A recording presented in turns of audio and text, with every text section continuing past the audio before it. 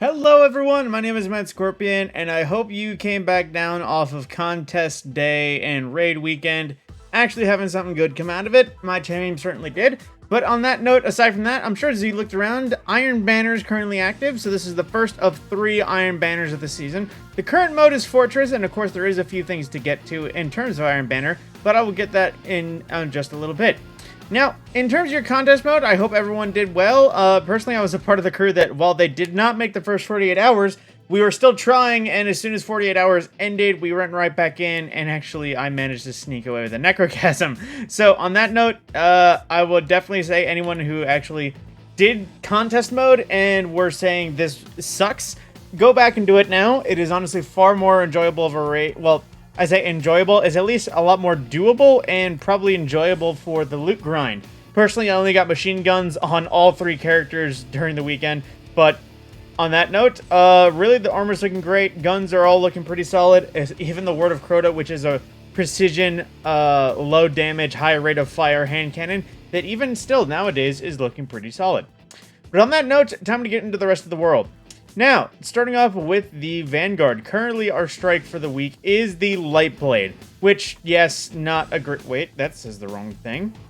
Oh, I saw something that said it was the Lightblade this week. I guess Charlemagne's messing up. It is actually the Scarlet Keep, then, which is currently only available up to Master. The Master modifiers being Solar and Arc Shields. The usual Master modifiers, Barrier Unstoppable Champions, Arc Threat, so incoming Arc damage is increased. Empath for no radar, Togetherness, basically making or forcing you to stay together if you want general health regen. The usual seasonal overcharge weaponry as a Strand and Void Surge, as well as overcharged sniper rifles. And if you wanted to actually grind for a Nightfall weapon this week, currently the Nightfall weapon, I haven't checked just yet. It is the Buzzard again. So far we've had the Osprey, we've had the Loaded Question, and the Buzzard. So of all the weapons, in the next 3 weeks, obviously we'll get either the Warden's Law, the Prey Astanax, or a repeat of the Swarm, because I believe that hasn't come by. But currently the Buzzard is the weapon dropping, which is a solid enough sidearm. Personally, I'm not a fan just because sidearms are meh, but apparently this is a killer when it comes to Crucible sidearms. On that note, though, moving into the rest of the world, the Gambit booster has left us, as it usually does. Although, if I wanted to check something here, so nothing new in Gambit, but in Crucible currently, okay, that's the usual Iron Banner rank boost. So it is currently Fortress in terms of Iron Banner, and they did do that update to their matchmaking sort of thing, where now if you wanted just the rank boost, all you had to do was play Iron Banner, but if you wanted to equip a specific loadout, which at this case is using every subclass but Stasis, again, Bungie hating on Stasis during their Strand seasons. But basically, if you wanted the rank boost, you just had to play Iron Banner. If you wanted Pinnacle gear from Iron Banner, you had to play in a certain way. So right now, you can just kind of go to Iron Banner, meme, slay out, do whatever you want to, and you will earn your gear. Speaking of gear, there's of course a few new things around. Now, I will have to do some digging in terms of the shader, what might be new to this season. But currently, the new weapons are Point of the Stag, a returning combat bow, rebranded as Cassoid, which has some solid options as I've seen. But it also, I think, can roll its original role, which is at least my personal favorite on the original version, Archer's Tempo and Vorpal. Now, if you're looking to maybe buy the original version, I did double check the thing. See, the original version might not even be available anymore, so if you had it in your vault, don't delete it. This might be one of a kind, because I couldn't get it back from, or at least it wasn't visible in the Monument to Lost Lights, and I'm not sure if there's more than one version. But then aside from that, there is also the Guiding Sight, which is new Strand High Impact Frame Scout Rifle, which is coming all the way back from year 1, which is branded as Nadir, so it might actually be a solid enough perk for Crucible-wise. But of course, Strand Hatchling, I think it had demo in another slot, could be some solid PvE rules there. Aside from that, of course, we have Pressurized Precision and Swarm of the Raven, which are both from last season, if I recall. And the emblem this week is currently the Woodland Warband, which, as you can see there, a pretty solid-looking wolf jaw-related thing. And if I do some digging here, there, and everywhere, let's see, that's that. Shaders. I think Iron Banner is in here. I think if this is it, I would imagine this is the shader for this season, Dragon's Teeth, which not exactly blowing me away for anything. I mean, it does look solid for Iron Banner-wise, and it has some decent look to it, a nice little solid brown bronze with green glows, but, you know, Not anything crazy, not compared to past seasons of Iron Banner with like the chainmail and everything. Hopefully that can just drop at random throughout the world. But on that note as well, going throughout the rest of the world, because I spent too much time talking about Iron Banner, in terms of the seasonal reputation or seasonal updates, of course, we have week 3 going on. It doesn't seem like there's anything new regarding Altars of Summoning or Savathûn Spire, although I imagine Savathûn Spire Legend will be a little bit different as usual. Let's see. No locked occurrences. But of course, Avoid Threat, Strand and Void Surge, Overcharged Linears, and Overload and Barrier Champion. So expect some Taken in there in addition to Hive, it seems. But aside from that, on the seasonal notes, just talking on previous seasons, the new deep... Oh, wait, that's Deep Dives. Whoopsie daisy. Salvage Legendary Mode, at least in terms of rotation, is Hive, Engineering, Ordnance Disposal, Site Reliability, with Azradat, the Hive Knight, as the final boss. Now, continuing on with seasonal stuff, the current new challenges, still only 9 challenges, which goes as follows. Basically, complete this week of the seasonal quest. Then Anthemenal, that thing, which is basically completing Spires or Altars of Sorrow with Season of the Witch weapons, including Locus Lacotis, Elatic Principle, Semiotician, Kept Confidence, the Ermite, and Bria's Love. Basically anything you can get from the Eris wing of the helm right now. We also have Kinesic Spellcraft. Man, there's a lot of words that are kind of hard to say first time around. But defeat challenging combatants and earn melee or ability final blows in Savathûn Spire. Doom and Boom for defeating targets of fusion rifles or grenade launchers. Bonus progress for defeating guardians or combatants in Season of the Witch activities. And also Commendation Appreciation for earning progress for giving commendations in basically any playlist activity. Then Neptune activities for on Neomuna complete bounties, patrols, public events, and lost sectors. Ritual Violence for rapidly defeating targets in Season of the Witch activities. Iron Sharpens Iron, which is basically just playing Iron Banner, bonus progress or wins. And then Ultimate Champion, defeating champions in any Nightfall strike on hero difficulty or higher, which is basically play any Nightfall that has champions at this point. And on that note, that is pretty much the broad spec of things in terms of the world rotations. As you know, with Crota in the mix nowadays, he will be the, essentially, main pinnacle grade. So eventually we'll get Master Mode, we'll have rotations, challenge modes, and the whole thing like we did for Root of Nightmares. But this will only be 3 times a week in terms of rewards and pinnacles throughout the whole thing. Now, speaking of pinnacle, though, if you wanted to get your hands on a pretty solid pulse rifle, it is currently Operation Sheriff Shield for the Rotation Weekly Mission, and it's a pretty fun one to do solo, lots of puzzles to figure out, and there's lots of good weapons, including most of the seasonal of the Chosen gear, so if you wanted to get something Red Border, this is a good place to go for past Red Borders. In addition to that, the exotic is pretty handy to get for those of us starting out in this world, just because the exotic is pretty handy for a number of scenarios, and that is Revision 0. This is modifiable, which means you can pick either a 2-round or 4-round burst mode. It has optional perks for the catalyst, and you can also customize in barrels and everything like Dead Man's Tale if you've been playing the season.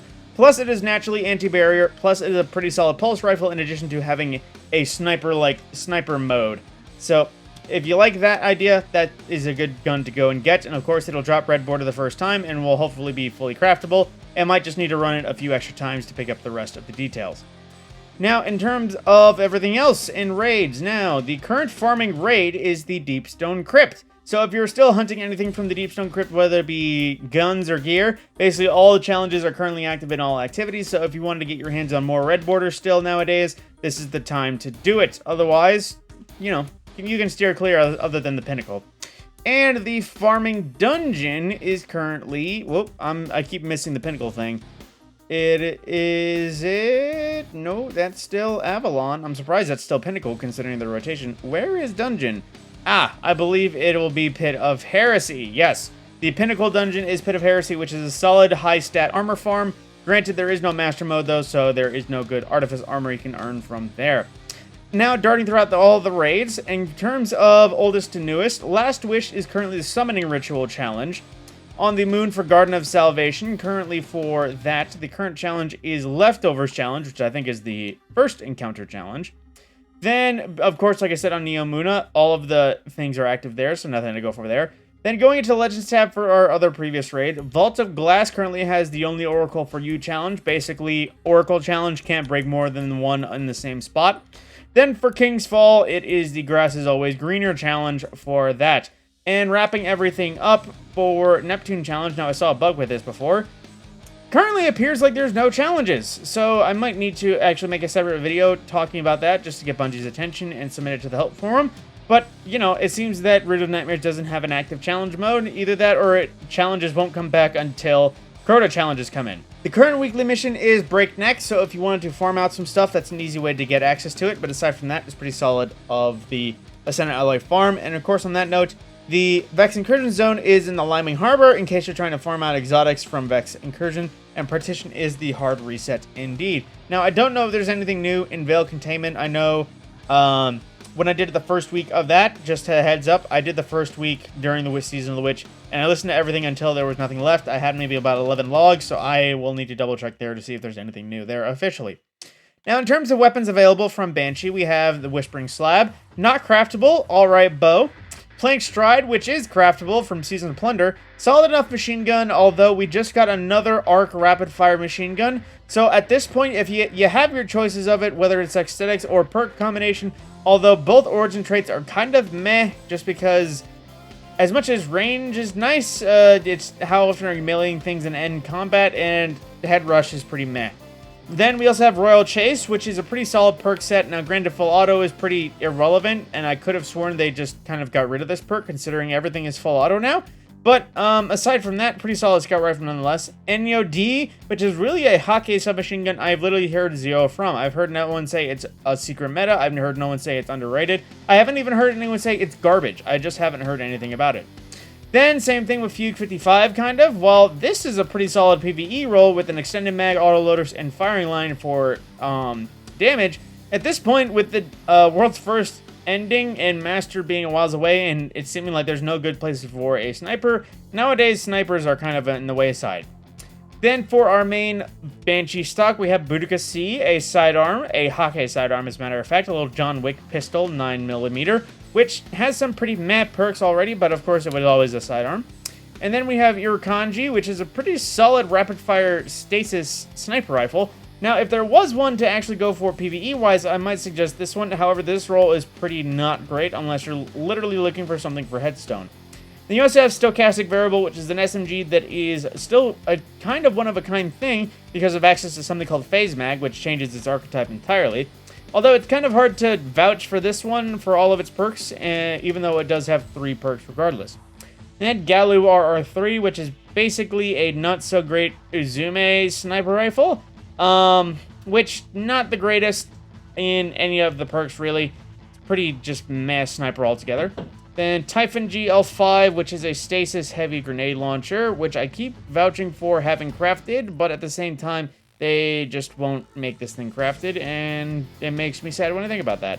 And lastly, a brand new sword, which is hang on, how do I say this? Geotech HS something. It's a new sword, which has an interesting new thing just because it has increased lunge range if you do continue to use it. So it could be a better Eager Edge sword, although most people would prefer just to not lose their Eager Edge swords. But of course it is just a usual uppercut sword, so it's hard to focus on whether or not that is useful or not.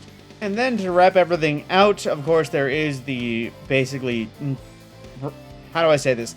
The standard Guardian armor that I think most people start with nowadays for availability on all classes. And in terms of shaders, Dark Amalan from Season 11, which is a kind of weird, spooky one. Actually, no, not really. It's basically just Amalan if it looked a little spookier. And then Echoes of Io, which if you wanted to blend in with Io at the time, it is a not-so-terrible shader if you're just looking for a solid color palette. But at the same time, nothing really fancy there. And one regular appearance that I feel like we keep seeing is War Cult Scheme, which is a solid white and purple look with occasional yellow bits. But in terms of general, I mean, it's not half bad on my armor now, but I think it generally looks better on gear or guns than it does on armor. And to that respect, that is everything available currently at Resets. Now, of course, the weeks and weeks will be going by. Raids will be run. Hopefully, I might have a guide or two, or at least maybe something about the up-and-coming raids. Although I'm sure there's dozens of videos already that are patched about get Necrochasm easy without doing contest mode that have already been outdated. On that note, my name is Matt Scorpion, and I will see you in the next video.